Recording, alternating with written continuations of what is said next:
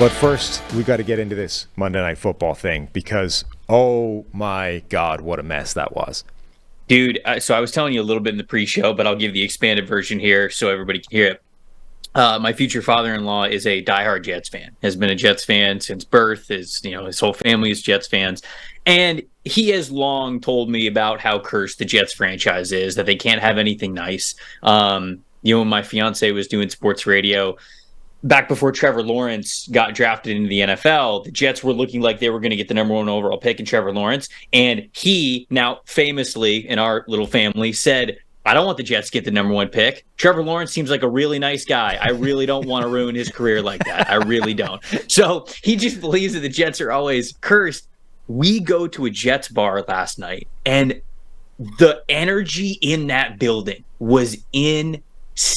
When Breece Hall ripped off that like 15, 20-yard run early, you'd have thought they won the Super Bowl. I mean, I thought the building was going to come down because of how loud the Jets fans were. And then, of course, like a play later, 2 plays later, whatever it was, Rodgers hurt his ankle, and it couldn't be any quieter in the building. It couldn't have been any quieter in the stadium. And it's just like,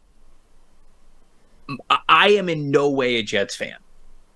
My heart sunk into my gut because of what we had just watched. And when he had the trainers carry him off the field, you kind of knew that this was not going to be a routine injury. And like, man, all the talk of the offseason, Hard Knocks, the preseason, everything, man, it sucks. There's no way around it. It sucks that happened just a few snaps into his tenure with the Jets. And so a lot of possibilities that I'm sure we're going to get into here on this show, but man, it sucked to watch last night. Part at least. Yeah, it really did. It's like that was one of the most interesting, biggest storylines in this NFL season. And it got taken away from everybody. Like, obviously, you feel for Jets fans who thought they finally had a quarterback that could, propel them into contender status and make a run to the Super Bowl and all that kind of stuff. Like, Jets fans were rightfully excited heading into this season, and that disappears. But that's the same with every injury. But for everybody else, it's like this was one of the most interesting storylines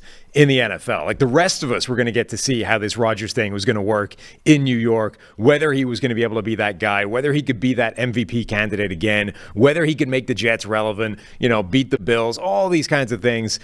And that gets taken away from everybody after 4 snaps. That sucks. Like, injuries happen. Most of them, I don't think, affect the neutral fan as much as this one did.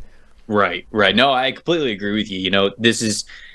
Injuries are part of this very violent game. And, we see injuries, like what happened with the Baltimore Ravens, right? What it feels like it happens with the Baltimore Ravens all the time, getting hit by the injury bug. And you sit here and there's no other real reaction other than, damn, that sucks. You wish that we lived in a world where we could just turn injuries off like Madden and we could let teams build the way they want to build.